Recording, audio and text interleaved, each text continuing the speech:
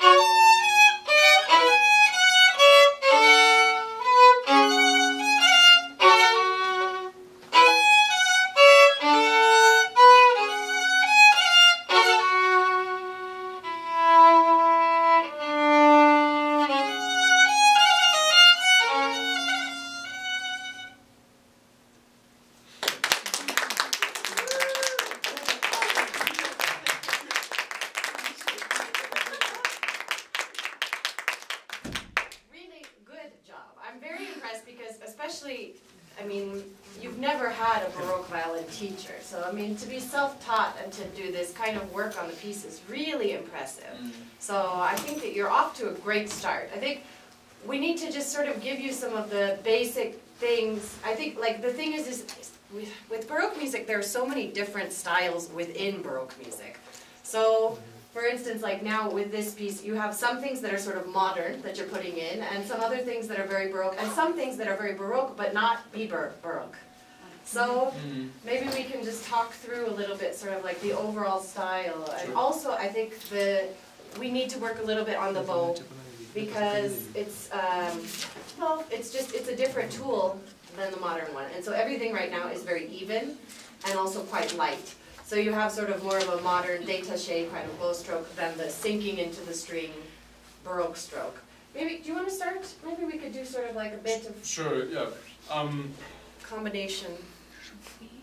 First of all, the first thing I noticed actually when you brought your violin up to play was that the shoulder came this way. Yeah. And this, if you have tension going in here, you're actually restricting not only this side of your body, but also this side. And I think if we can get you a little bit more open, that you'll actually be able to do this sinking into the string basic approach to the stroke.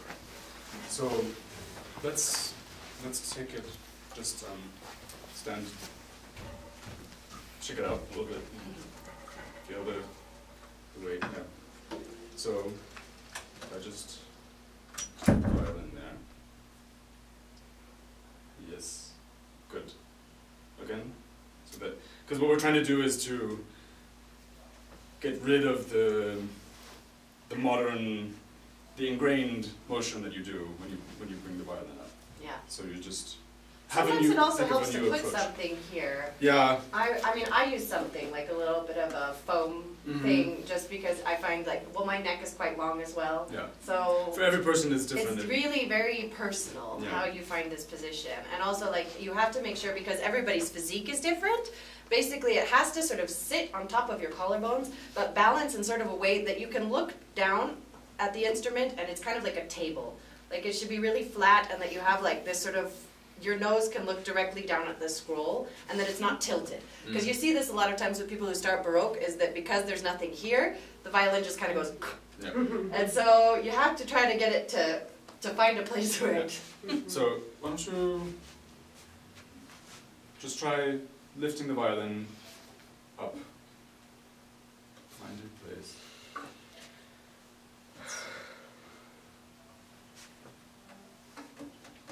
Yeah, this is a good way to test actually, when you, if you can press on both sides of the instrument and it doesn't wobble too much, like that there's a stability there. Okay. Yeah, does that, so you feel, then there's also this kind of openness, you know, you're not leaning in this way. So then, try just, again, the sort of just open string back and forth.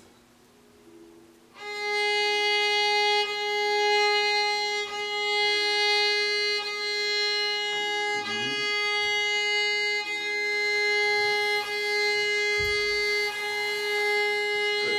Now, a little bit, we can do a little bit of what Annegret did yesterday, so. It's different with steel strings, so the feeling is going to be a little bit different, but feel.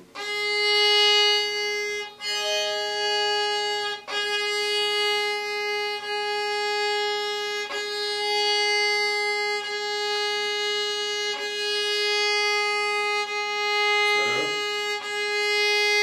See if you can, yeah.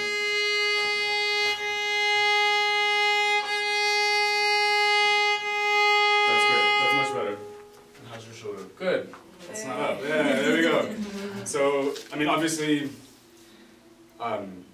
once you explore your setup, you're going to have to find the thing that works for you. Some people are totally fine to have basically no contact here, and then when you shift, it's shifting and playing Baroque violin is like a lifelong exploration.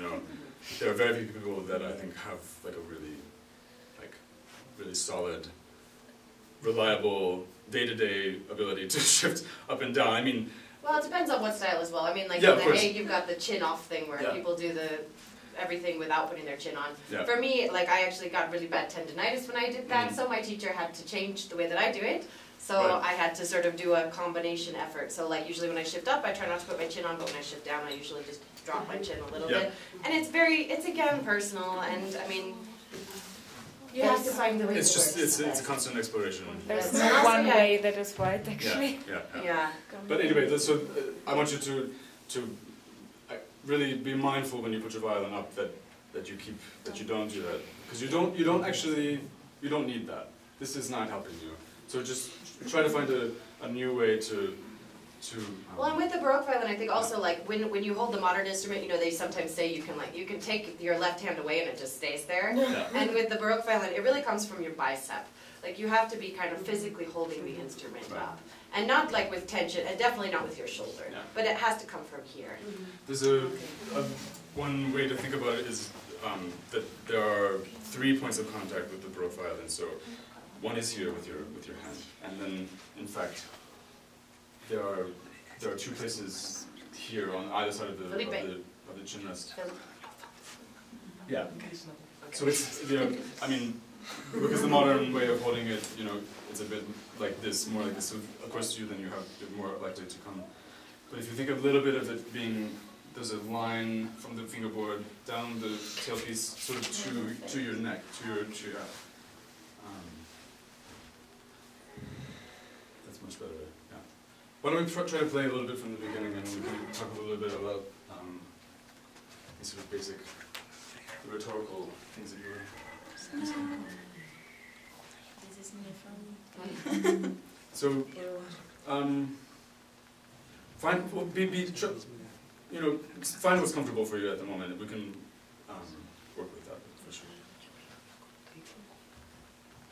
Fair, do you have that thing that's on your violin? Because I think maybe she needs something. There. I think she needs something there.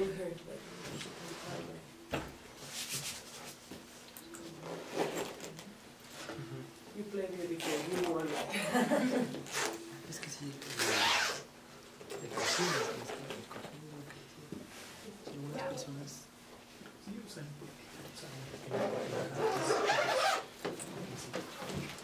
pero como que es otro.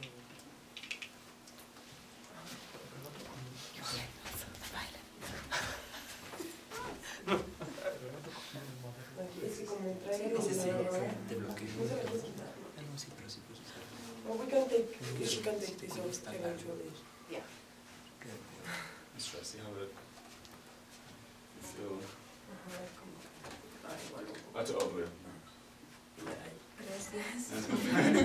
So now, yeah, you see it's a bit more open, a little bit flatter. Don't overextend your left hand. Right now I see the elbow coming around like this. Try to just let it hang down. Or even Rebecca, she can move the violin more to that point. And like, for me, We'll check and see. Because it's also very personal depending on the person. It really depends. just for me it worked to use this.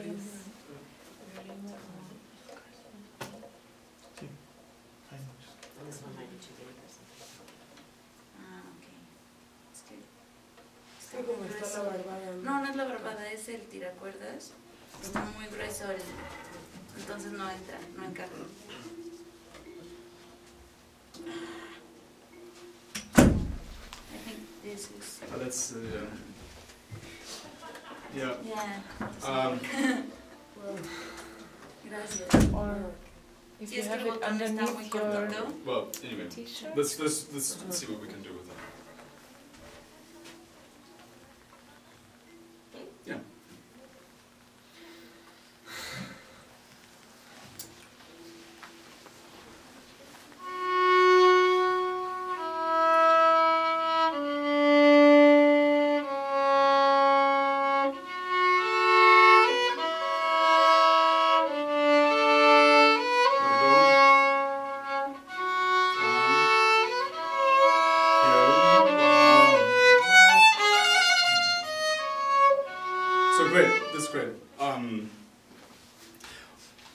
in this Pasacaglia idea, you have this continuous same bass line.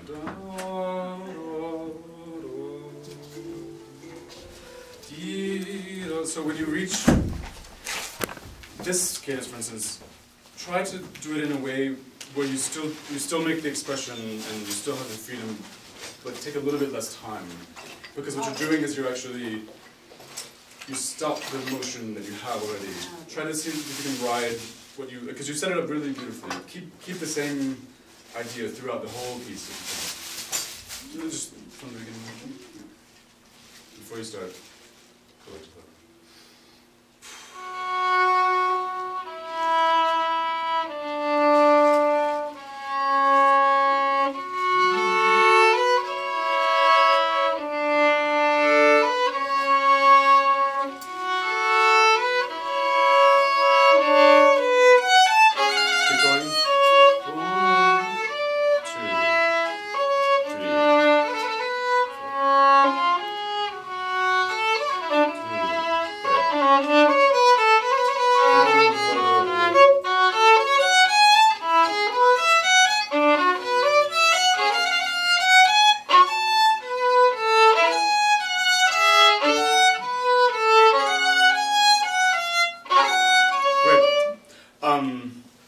Just a word about the trills. There's nothing wrong with the trills in and of themselves. They don't need to be so. They're not so important. In this kind of music, the trill, it's more of just like a little taste, a little spice of something. It's not an event. It doesn't have a real expressive meaning. It's just like a little nice ornament, a little filigree.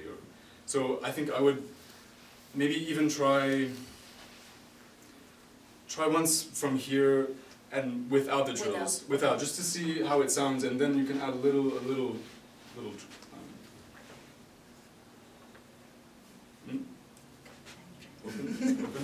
So I think, yeah.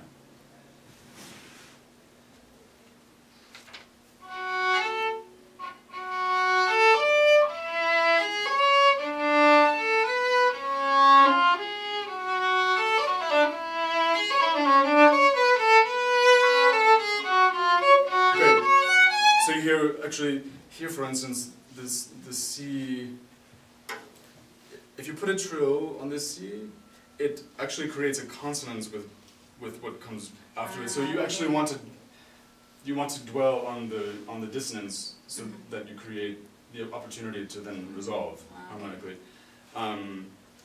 Here you can do a little one. Try to see if you can just a little quick, like a little buzz.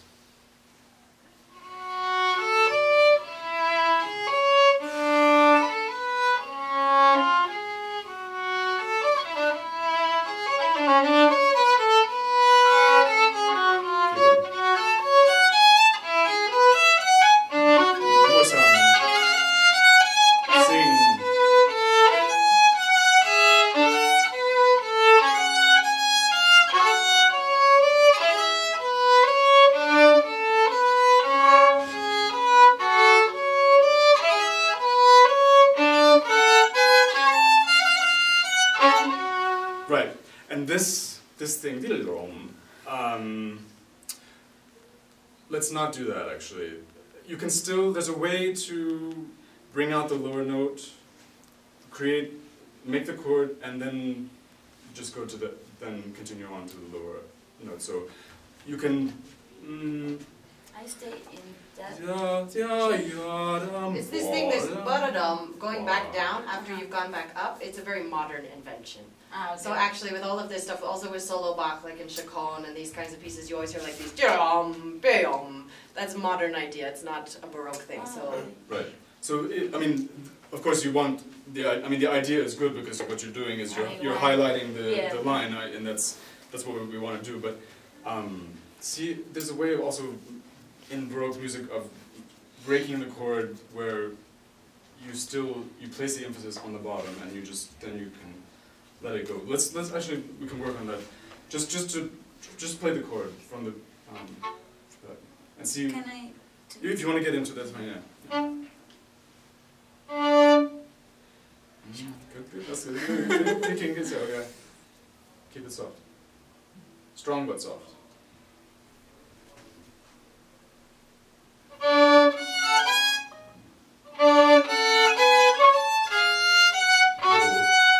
Right. So, broad. Do you want to use my violin at him? Do you want to use my violin? Sure. Maybe it would be helpful. Yeah. Been playing white viola, so I might sound like a truck.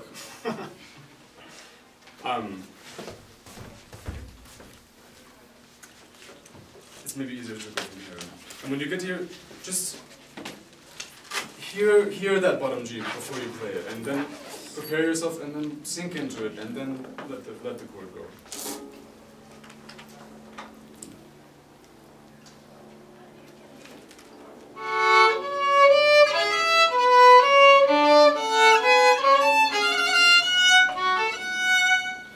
That's beautiful. So you still hear quad,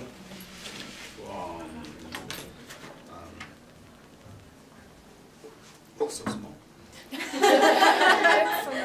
Where's your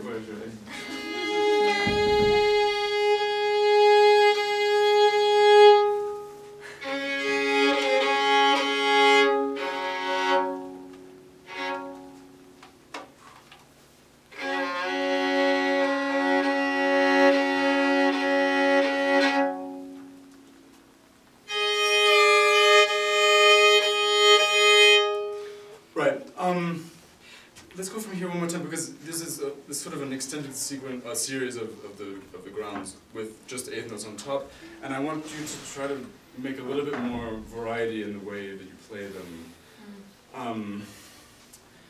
A little bit more sense of moving, fluidity, but also bringing out, because it's written in, there are so many voices happening. You know, you've got 3 voices happening. Maybe we could try actually.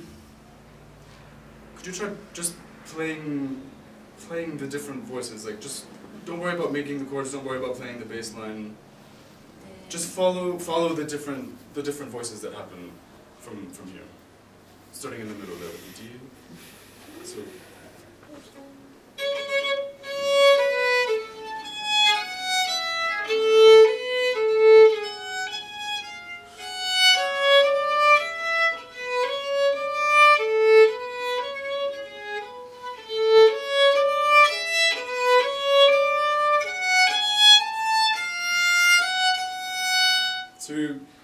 It's this kind of thing, you know, that you have it's always, each note has a different strength, a different meaning, a different color, but it's all kind of spinning. Like the jellyfish. Yeah, like the jellyfish, exactly. Yeah. It has everything to do with this weight.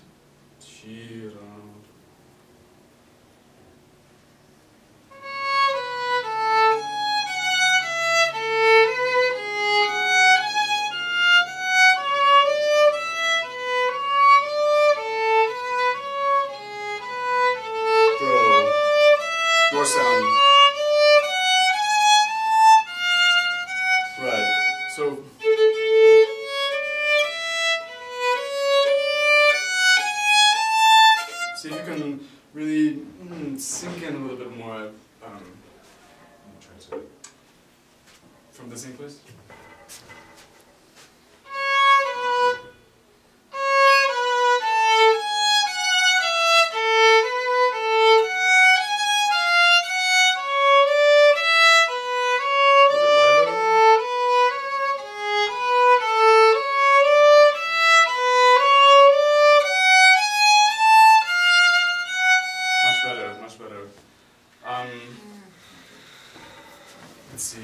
The other thing is that in this case, because you're going out, and so you have down, up, down, up, down, up, down. So you have to work a little bit against this the basic idea that the down is heavy and the light is up.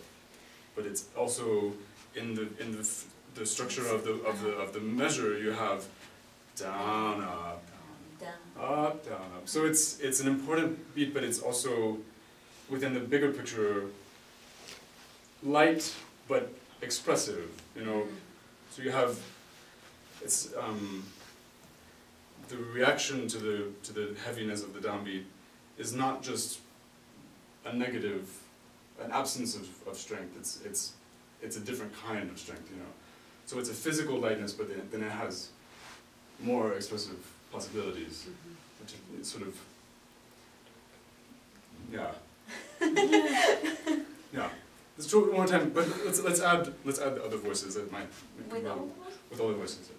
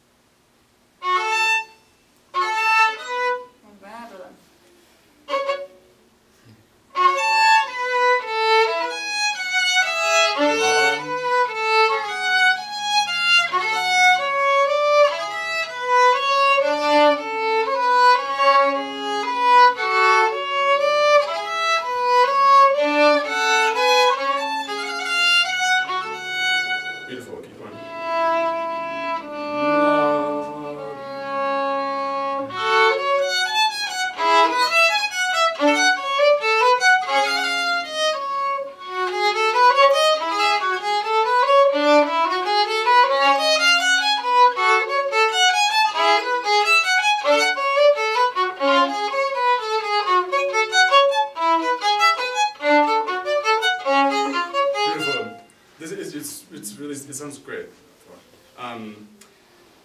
Let's see. This stroke that you're doing,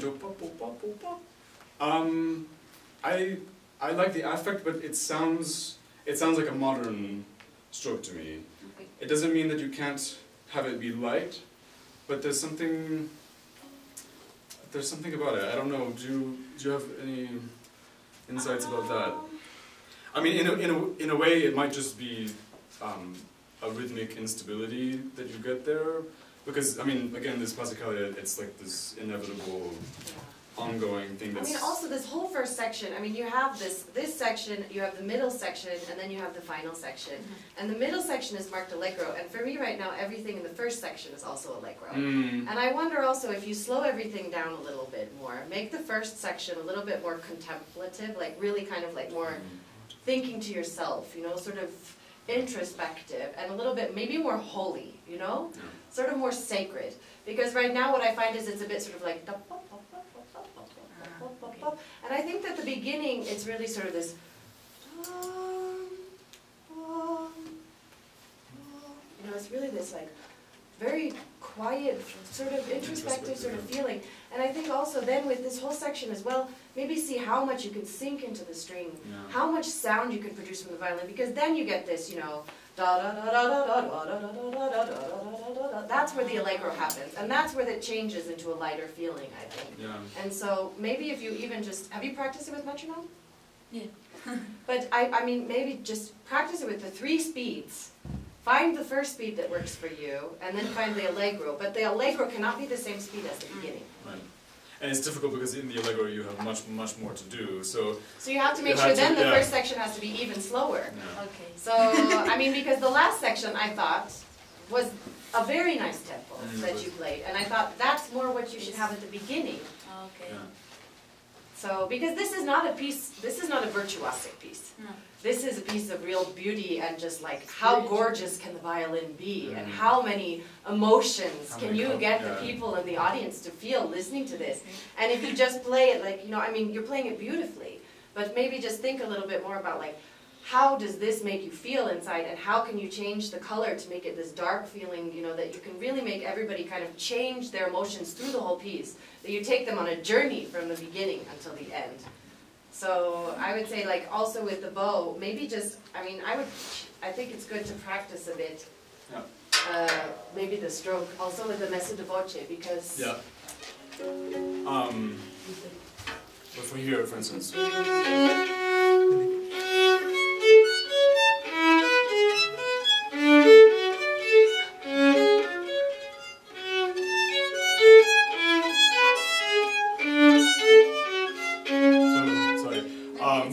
But so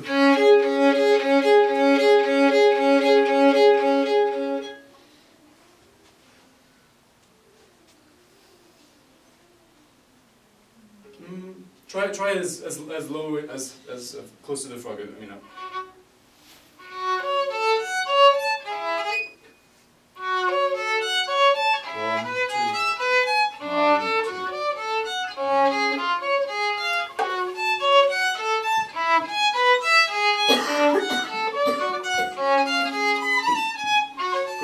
Do that again and see how much sound can you make there. Yeah. Show us what you got.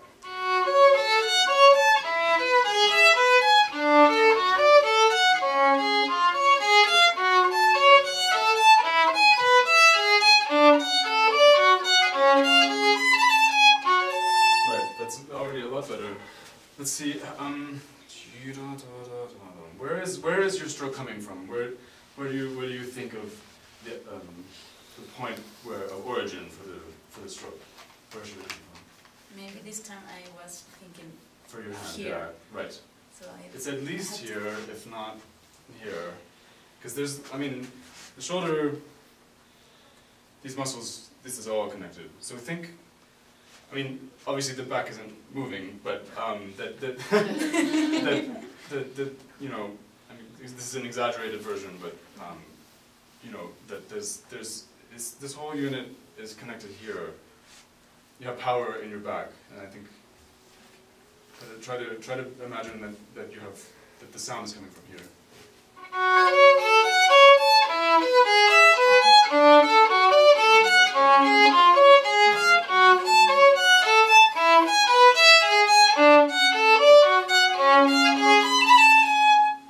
That's much better. That's a much more ringing sound, yeah. You can still have, this is something I think for you to focus on, you know, in the time that comes now.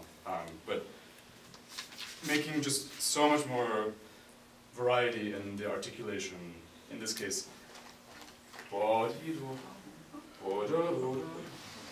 Can you do it in just a really exaggerated way right now, like make it a caricature of itself, just so that you can really feel what's possible in making a variety of strokes, even in just like one little passage. So.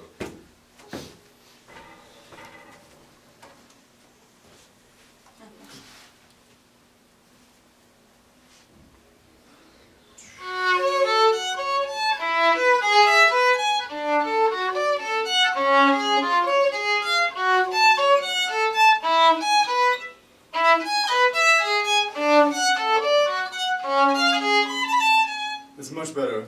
See, just as an experiment.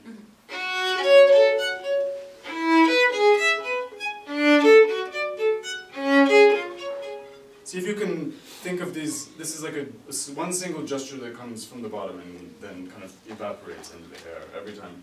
Just, it's not the way, maybe you'll play it eventually, but just see if you can really explore the possibilities.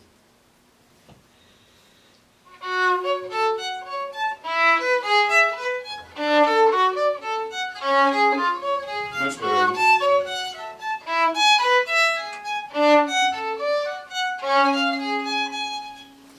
Right. No, it's much better. So actually,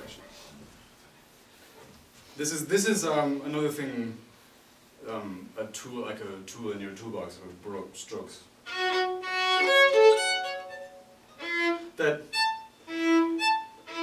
This idea that the bow is always in motion.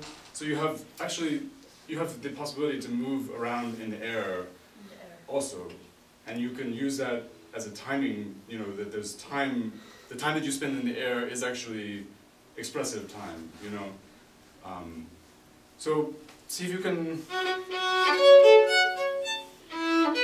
So of course you use most bow, but then you have to get back. So it's sort of a combination of, you know, technical needs and then expressive needs. So you can actually bring them together, and, you know, so you take the time to travel in the air back to the frog where you need to be, but use that to be expressive with the timing. Does that make sense? Yeah. Okay.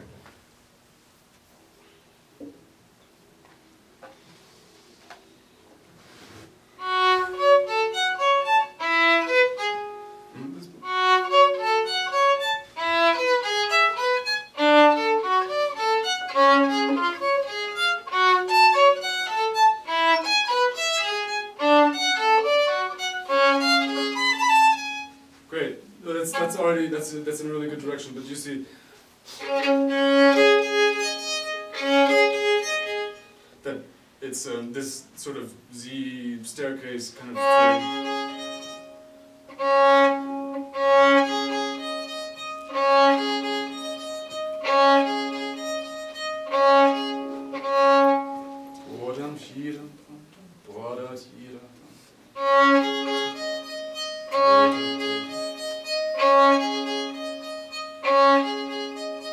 That's a basic idea.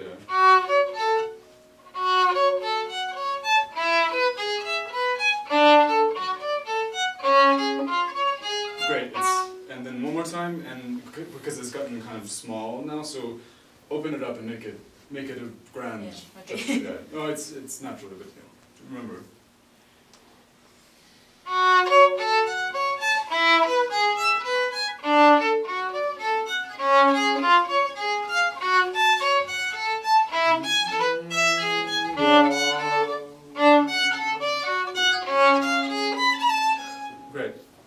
It's really coming. How are we on time? I'm not sure. Does anybody have a clock? Yeah. 11:05. It's 11:05. Maybe we should probably wrap it up in a minute. Okay, all right. So maybe if there's... I'm trying to remember now. Are there places where you have questions or? This part, Mm-hmm. I don't know if I really liked what you did here. Actually, that was I remember this. Do you want to play once from? Where's a good place? Here, how about from here? No?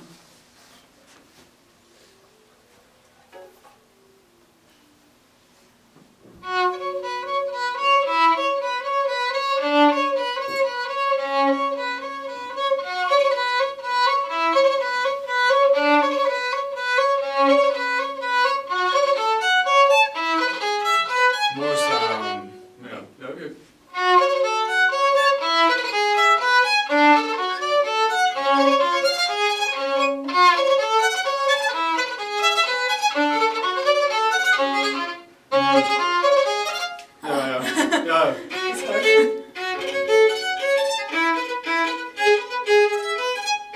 You can actually, because right now it's a bit, it's very solid, it's a bit stuck. I think you can release, I mean it's still very strong stroke, but I think that after the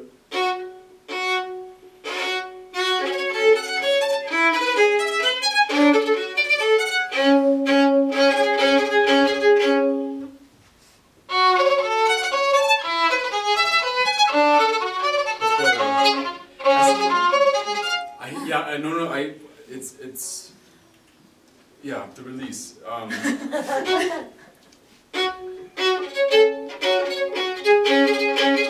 Just do it on open strings. Let's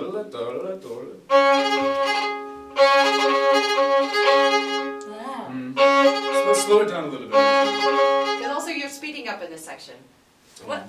It's falling forward a little bit. A little bit, yeah. So.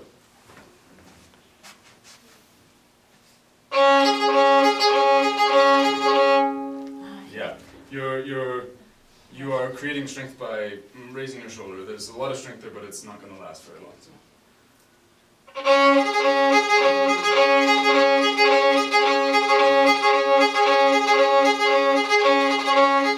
Good, that's a lot better. But now let's just forget about the diddly-doo. Just go bum, bum, bum.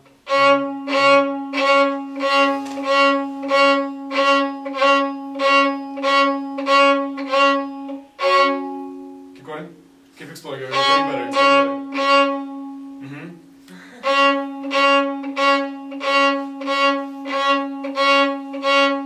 Right. So the next thing to try is because what I see is that the release is really good and it's ringing, but there is a moment where the bow is static on the string. So you go. And what I would like you to do, focus on is.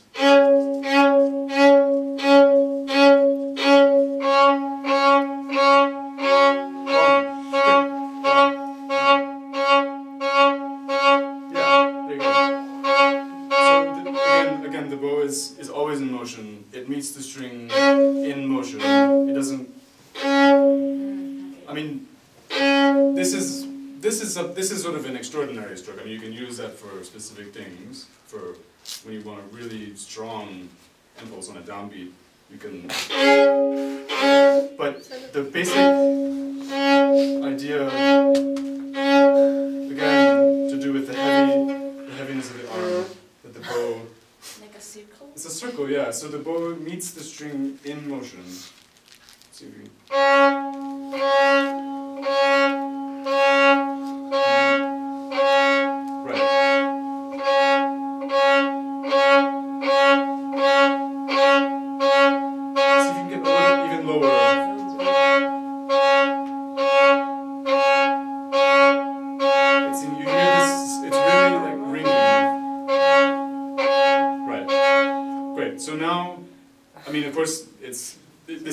We've taken it out of context. Yeah. So I mean, like, but the idea is, you know, don't how much? $10,000 more. But don't stop the bow and let it go, because if you're gonna get stuck. So.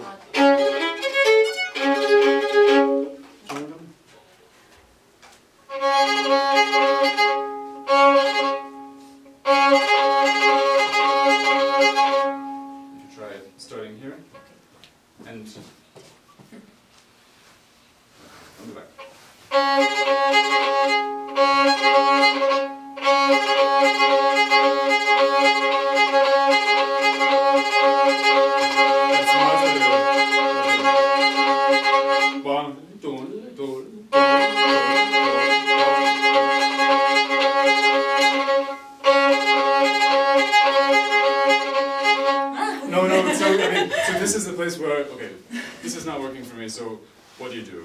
You slow it down, you practice, you know, you can go.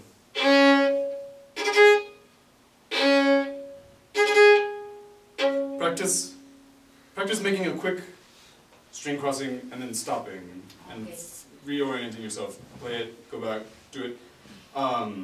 Or just really slow it down. See what you can learn from what's happening.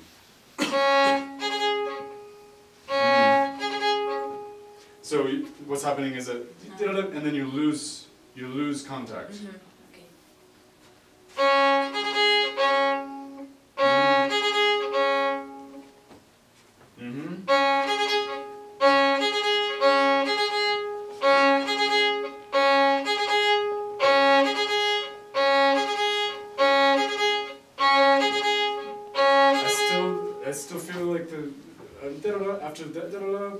The stroke stops. Okay. Keep it going. Keep it connected. Okay.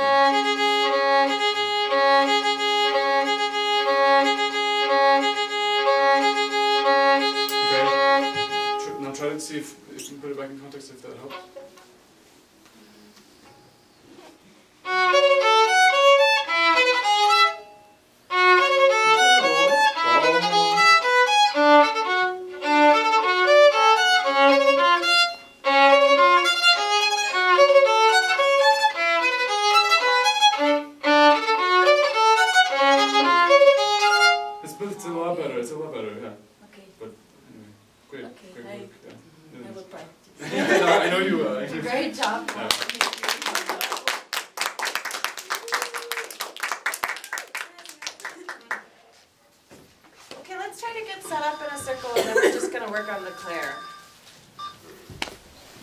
Se estaba grabando, ¿verdad?